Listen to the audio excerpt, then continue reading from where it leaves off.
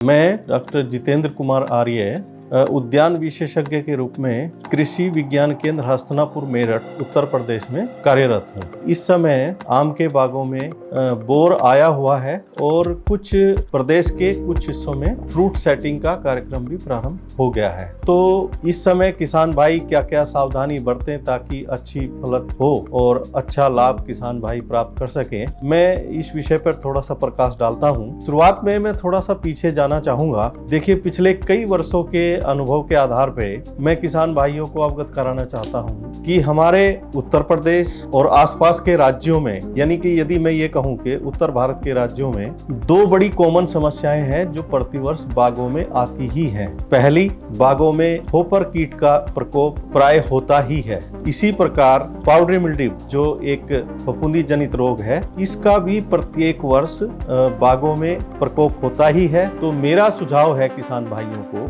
कि वो इसके लिए सुरक्षा की दृष्टि से फरवरी के प्रथम सप्ताह से स्प्रे प्रारंभ करें ताकि वो उच्च गुणवत्ता का और अधिक उत्पादन प्राप्त कर सकें।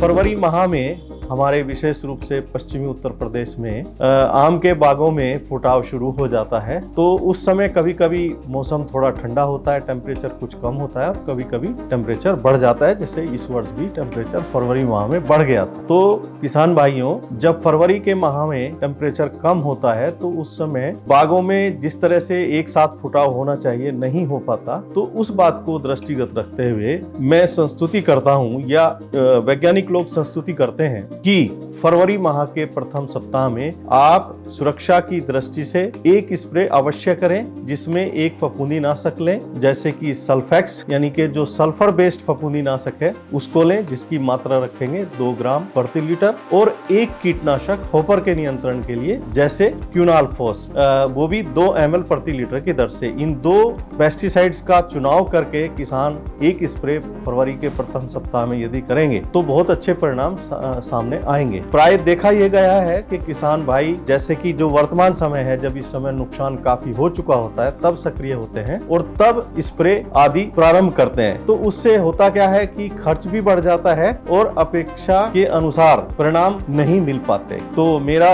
ये सुझाव है कि आप फरवरी से ही सचेत हो जाएं और सुरक्षा की दृष्टि से आम के बागों में स्प्रे प्रारंभ कर दें। दूसरा स्प्रे मार्च के प्रथम सप्ताह में करना चाहिए। उसी तरह से एक फफूंदी नाशक और एक कीटनाशक, क्योंकि हमें पाउडरी मिल्ड्यू और जो हमारा होपर कीट है उसको हमें रोकना है, उसका नियंत्रण करना है। तो दूसरे स्प्रे में हम फफूंदी नाशक हेक्साकोनाजोल ले सकते हैं, उसकी भी मात्रा 2 ml प्रति लीटर रहती है, और कीटनाशक हम प्रोपेनोफॉस ले सकते हैं, उसकी भी मात्रा 2 ml प्रति लीटर रहती है। इस तरह से यदि हम ये दूसरा स्प्रे करते हैं तो अच्छे परिणाम हमारे सामने आएंगे। तीसरा स्प्रे का समय अब आने वाला है, क्योंकि अब हम मार्च के अंतिम सप्ताह में हैं। तीसरे सप्ताह की मैं सिफारिश करता हूं कि अप्रैल के प्रथम सप्ताह में तीसरा स्प्रे किया जाए, या टेम्परेचर के आधार पर थोड़ा सा ध्यान रखें। यदि बिल्कुल डेट पर न जाए तो मैं ये कह सकता हूं कि जब हमारा फल मटर के दाने के बराबर हो जाए तो ये तीसरा स्प्रे उस समय करें। और इस समय भी यही हमें फफूंदीनाशक और कीटनाशक और इसके साथ बोरोन का स्प्रे हमें करना है। तो फफूंदीनाशक में कैराथेन गोल्ड एक फफूंदीनाशक आता है। यदि ये उपलब्ध ना हो तो आप इसके स्थान पर प्रोपिकोनाजोल भी ले सकते हैं, जिसकी 1 ml पर लीटर मात्रा पर्याप्त रहती है। और इसके साथ एक कीटनाशक, यहाँ पर आप इमिडाक्लोप्रिड भी ले सकते हैं, जिसकी मात्रा आधा ml पर लीटर रहेगी। साथ में इसके आप बोरोन 2 ग्राम प्रति लीटर की मात्रा से बोरोन भी जरूर लें। इस समय तीसरे स्प्रे में बोरोन मिलाना बहुत आवश्यक है, क्योंकि बागों में कई समस्याएं बोरोन की कमी से होती हैं, जैसे फलों में चोंच बनना और छोटा छोटा फल गिर जाना। इस समय नीचे वो बोरोन की कमी से गिरता है और आगे चल के बोरोन की कमी से फिर फल फटते हैं, और जब फल बड़े हो जाते हैं तो एक अनइवन राइपनिंग की समस्या भी फलों में आती है, जो कि बोरोन के कारण आती है। तो इस तरह से हम ये स्प्रे करें, और बोरोन यदि एक आवश्यकता पड़े तो एक स्प्रे और बोरोन और एक फफूंदीनाशक का इस तीसरे स्प्रे के बाद 15 दिन बाद एक और कर दें तो फिर ये सारी समस्याएं हमारे बाग से निकल जाएंगी और हमें अच्छा उत्पादन प्राप्त होगा। और एक और बात मैं यहाँ कहना चाहता हूँ कि बाग में सिंचाई का भी बहुत महत्व है। बाग में जिस समय बोर खिल रहा होता है उस समय सिंचाई किसान भाइयों को नहीं करनी चाहिए। इस समय फल सेट होने से पहले जब हम बागों की सिंचाई कर देते हैं तो नमी की अधिकता के कारण हमारे बगीचों में पाउडरी मिल्ड्यू का प्रकोप बढ़ता है, जिससे हमारा काफी बोर खराब होकर नीचे गिर जाता है और छोटा छोटा फल भी पाउडरी मिल्ड्यू की वजह से नीचे गिर जाता है, जिससे हमारा उत्पादन तेजी से घटता है। तो सिंचाई के बारे में मुझे ये सुझाव देना है कि हल्की सिंचाई करें और जब फ्रूट सेट हो जाए 10 अप्रैल के आसपास तब से सिंचाई प्रारंभ करें और फलों की तुड़ाई तक लगातार सिंचाई करते रहें।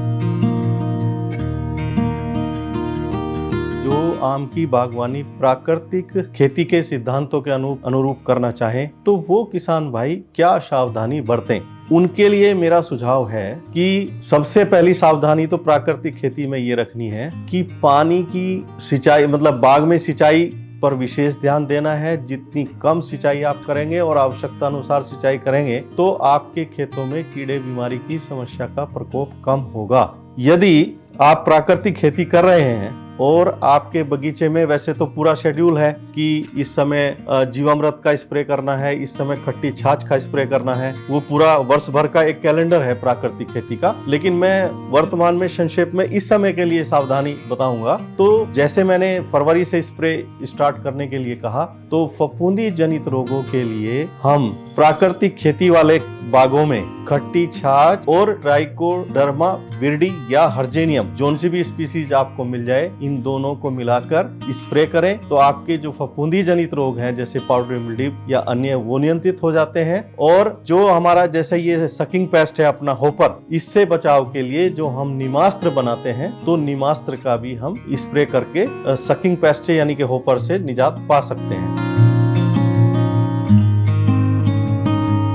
अब कभी कभी कुछ बागों में सुंडी आ जाती है, यानी कि जैसे फ्रूट फ्लाई। अभी आगे आने वाले समय जब फल बड़े हो जाएंगे तो फ्रूट फ्लाई आ जाती है। तो नेचुरल फार्मिंग में उस फ्रूट फ्लाई को कंट्रोल करना थोड़ा मुश्किल काम हो जाता है। तो ऐसे किसान भाइयों को जिनके बागों में फ्रूट फ्लाई की समस्या हो, वो बाग में फेरोमोन ट्रैप का प्रयोग करें। और यदि वो फेरोमोन ट्रैप का प्रयोग नहीं कर पा रहे हैं तो एक बायोलॉजिकल इंसेक्टिसाइड आजकल बाजार में उपलब्ध है जो स्पिनोसाइड के नाम से बाजार में आता है। वो 1-2 कंपनियां बना रही हैं जैसे बायर और कोर्टेवा आदि। तो उसका भी हम स्प्रे करके जो हमारी आम के बागों में सुंडी आदि आ जाती है वे नियंत्रण पा सकते हैं। यदि मैं ये कहूंगा आपसे कि प्राकृतिक खेती के माध्यम से आम की बागवानी कैसे करें, तो क्योंकि ये केमिकल फार्मिंग की तरह से नहीं है, पूरे वर्ष का इसका एक शेड्यूल है, उसी के अनुसार हमें चलना पड़ेगा। देखिए ऐसा है, हमारे देश में आम का काफी उत्पादन होता है और जब जब हम आम को एक्सपोर्ट करते हैं तो उसमें 2 समस्याओं की वजह से हमारा आम एक्सपोर्ट नहीं हो पाता। और यदि वो हम बाहर भेज भी देते हैं तो वो दूसरे देश उसको स्वीकार नहीं करते और कई बार ऐसा हुआ है कि वो हमारा सारा कंसाइनमेंट फेल हुआ और वो समुद्र में फेंकना पड़ा। तो उसमें मुख्य रूप से 2 समस्याएं आती हैं कि एक समस्या आती है फ्रूट फ्लाई की। फ्रूट फ्लाई की वजह से हमारा फल खराब होता है, जिसकी वजह से हमारा मैंगो एक्सपोर्ट नहीं हो पाता। दूसरी समस्या है एंथ्रेक्नोज। एंथ्रेक्नोज की वजह से भी क्या होता है कि हम फ्रेश मैंगो पैक करते हैं पेटियों में और उसको एक्सपोर्ट के लिए भेज देते हैं। जब वहां पर जाकर हमारा मैंगो उतरता है और पेटियां खोली जाती हैं तो सारा आम काला पड़ जाता है, सड़ जाता है। ये प्रॉब्लम एंथ्रेक्नोज की है और एंथ्रेक्नोज का बहुत ही साधारण सा इलाज है। मैं किसान भाइयों को बताना चाहूंगा कि जब जब बाग में नई पत्तियां आती हैं उस समय आप केवल और केवल